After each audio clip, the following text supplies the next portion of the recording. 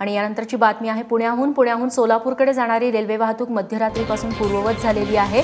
हडपसर जवळ मोठमोठे poster railway रुळावरती पडल्याने काल संध्याकाळपासून काही काळ वाहतूक थांबवण्यात आलेली होती।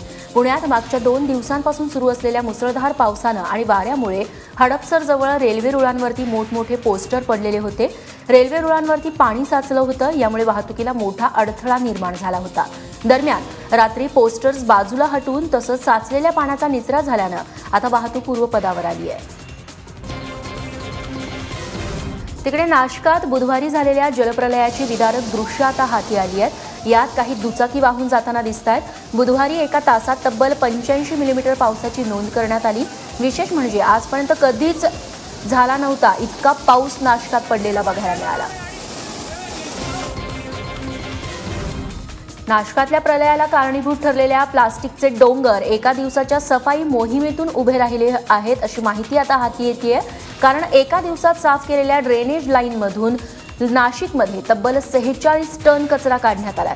नाशकातल्या गल्ली बोळातून गोळा केलेल्या कचऱ्यामध्ये प्लास्टिकचं प्रमाण हे सर्वात जास्त आहे आणि त्यामुळे पूरस्थिती बिकट झाल्याचा दावा पर्यावरणवाद्यांनी केलाय। याच प्लास्टिकमुळे सांडपाण्याची गटारं तुंबली आणि 1.5 तासांच्याच पावसानं नाशिक बेहाल झालं। त्यामुळे प्लास्टिकच्या अवैध वापरावरती प्रशासनाचा वचक नाही का असा सवाल पुन्हा एकदा निर्माण झालाय। तब्बल 24 वर्षांनंतर मुंबईला न्याय मिळालाय। 1993 मधील साखळी बॉम्बस्फोट प्रकरणी गँगस्टर अबू सालेम आणि मुस्तफा डोसासह 6 जणांना दोषी ठरवण्यात आलं असून एकाची निर्दोष मुक्तता करण्यात आली आहे। सालेम आणि डोसासह फिरोज खान सोबतच ताहिर मर्चंट, करीमुल्ला शेख आणि रियाज सिद्दीकी यांच्यावरचे आरोप सिद्ध झाले। सोमवारपासून या सर्वांच्या शिक्षेवरती सुनावणी होणार आहे, तर न्यायालयानं अब्दुल कय्यूमची निर्दोष सुटका केली आहे। अनंतनागमध्ये पुन्हा एकदा दहशतवाद्यांनी पोलिसांना लक्ष्य केलंय। दहशतवाद्यांनी पोलिसांच्या पथकावरती हल्ला चढवला, यात 6 पोलीस शहीद झाले। काश्मीरमध्ये लागोपाठ दुसऱ्या दिवशी दहशतवाद्यांनी पोलिसांना निशाणा केलेला आहे। या घटनेमध्ये 2 नागरिक देखील जखमी झालेत। 10 ते 15 दहशतवाद्यांनी हा हल्ला केल्याचं वृत्त असून हा हल्ला पूर्वनियोजित होता अशी शक्यता वर्तवण्यात येते। संध्याकाळी दहशतवाद्यांनी हा हल्ला घडवला। काल दहशतवाद्यांनी केलेल्या गोळीबारात पोलीस उपनिरीक्षकासह 5 पोलीस शहीद झाले। बँक खात्यासाठी आणि 50,000 रुपयांपेक्षा जास्त रकमेच्या व्यवहारांसाठी आता आधार कार्ड सक्तीचं करण्यात आलंय।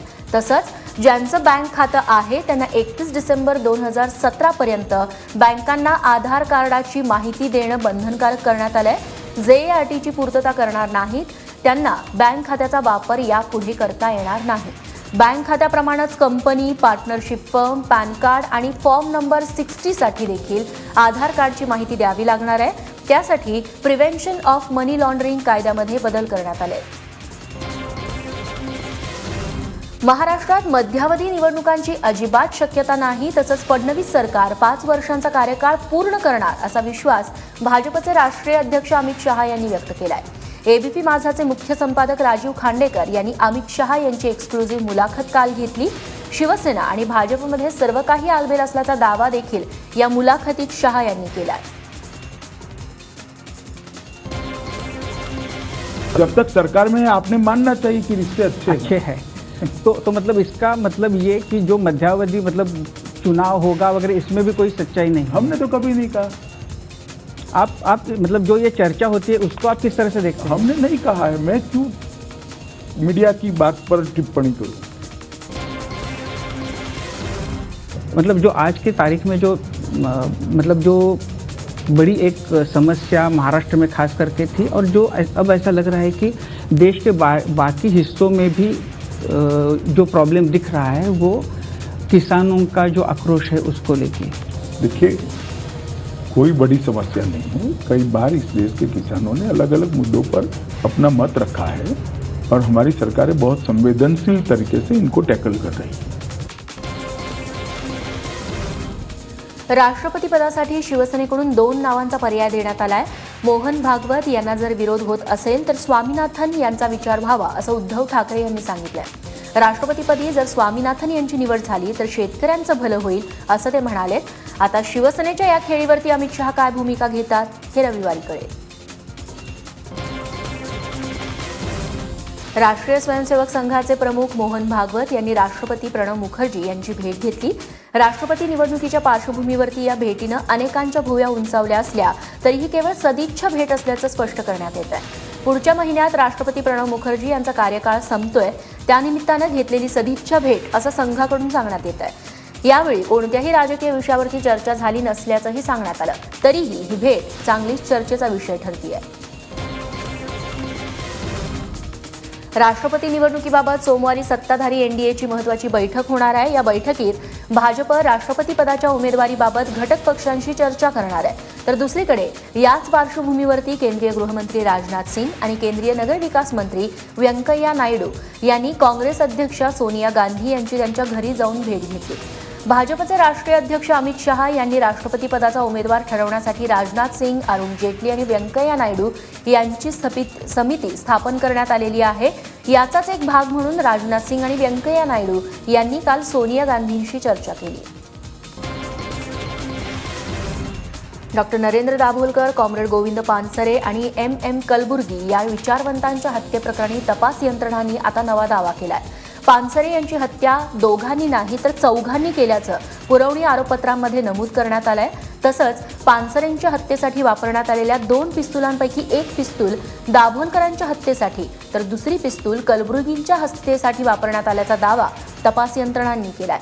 तसंच समीर गायकवाडचा हत्येच्या कटात प्रत्यक्ष सहभाग होता असा आरोप देखील तपास यंत्रणांकडून करण्यात आलाय. 10वीच्या परीक्षेत यंदा क्रीडा आणि कलागुणांचा समावेश केल्यानं अनेक विद्यार्थ्यांना भरघोस गुण मिळालेले आहेत. तर दुसरीकडे सीबीएसई आणि आयसीएसईच्या गुणवंतांचा टक्का देखील गेल्या वर्षापेक्षा वाढल्यानं एसएससीच्या विद्यार्थ्यांना त्याचा फटका बसण्याची भीती व्यक्त करण्यात येते. गुणवंतांच्या वाढत्या संख्येनं पहिल्या फेरीचे कट ऑफ वाढलेत, मात्र दुसऱ्या फेरीपासून कट ऑफ कमी झाल्याचं दिसेल असं तज्ज्ञांचं मत आहे. पहिली गुणवत्ता यादी 30 जून रोजी लागणार असून 27 जूनपर्यंत ऑनलाईन अर्ज विद्यार्थ्यांना भरता येणार आहे. नाशिकमधून एक धक्कादायक बातमी आहे. जिममध्ये व्यायाम करताना एका 19 वर्षीय युवकाचा मृत्यू झाल्याची घटना घडली आहे. उत्तमनगर परिसरातली ही घटना आहे. अजिंक्य लोळगे असं मृत युवकाचं नाव असून तो इंजिनिअरिंगचा विद्यार्थी होता. काल संध्याकाळी 6 वाजता अजिंक्य उत्तमनगर परिसरातील बॉडी झोन जिममध्ये व्यायाम करण्यासाठी गेला. व्यायाम करताना अचानक चक्कर आल्यानं अजिंक्यला जवळच्याच एका खासगी रुग्णालयात उपचारासाठी दाखल करण्यात आलं. पण उपचार सुरू होण्यापूर्वीच अजिंक्यचा मृत्यू झाला होता. खरं तर 3 दिवसांपूर्वीच अजिंक्यनं जिम जॉईन केली होती. अजिंक्य हा त्याच्या आईवडिलांचा एकुलता एक मुलगा होता. शेतकऱ्यांना 10,000चं पीक कर्ज देण्याची घोषणा राज्य सरकारनं केली असली तरी नाशिकमध्ये शुक्रवारी देखील हे पीक कर्ज वाटप सुरू झालेलं नव्हतं.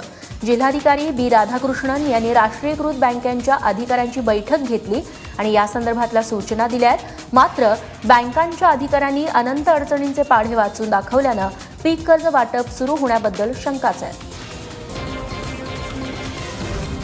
राज्यातल्या 27 जिल्हा बँकांमध्ये 2,771 कोटींची रक्कम जुन्या नोटांमुळे पडून आहे. या नोटा जर बदलून मिळाल्या तर शेतकऱ्यांना तातडीनं कर्ज उपलब्ध करून देता येईल अशी माहिती शिवसेना नेते दिवाकर रावते यांनी दिली आहे. नोटाबंदीमुळे 12 जिल्हा बँका अडचणीत आल्या असून आरबीआयनं ऐकलं नाही तर सरकारनं बँकांना मदत करावी अशी मागणीही त्यांनी केली आहे. वेळ पडल्यास मुख्यमंत्र्यांशी बोलू, कॅबिनेटमध्ये विषय मांडू असंही ते म्हणाले. मराठवाड्यातील बहुतांश जिल्ह्यांमध्ये एटीएममधून 2,000च्या नोटा हद्दपार झाल्याचं चित्र आहे. एटीएममध्ये सध्या 500 आणि 100च्या नोटाच मिळत आहेत. औरंगाबाद, परभणी, लातूर, उस्मानाबाद शहरात एटीएममधून 2,000च्या नोटांचं प्रमाण कमी झालंय. काळ्या पैसेवाल्यांनी 2,000च्या नोटा चलनातून काढून घरी जमा केल्याची शंका बँक अधिकाऱ्यांनी व्यक्त केली आहे. बँकांनी वितरित केलेल्या 2,000च्या नोटांपैकी फक्त 5% नोटाच परत चलनात आलेल्या आहेत. टीव्हीचा रिमोट न दिल्याच्या रागातून पतीनं आपल्या पत्नीची हत्या केल्याचा धक्कादायक प्रकार नाशकात समोर आलाय. सिडको परिसरातील दत्तनगरमध्ये ही घटना घडली आहे.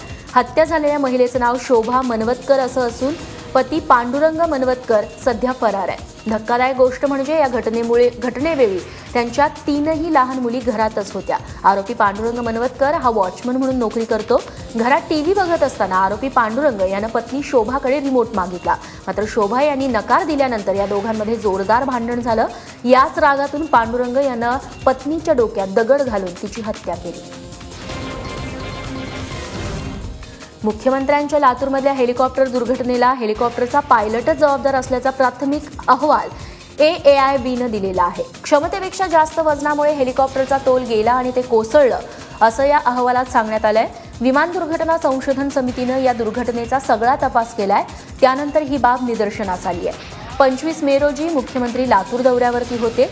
लातूरातला कार्यक्रम संपवून मुख्यमंत्री हेलिकॉप्टरनं मुंबईकडे येणार होते.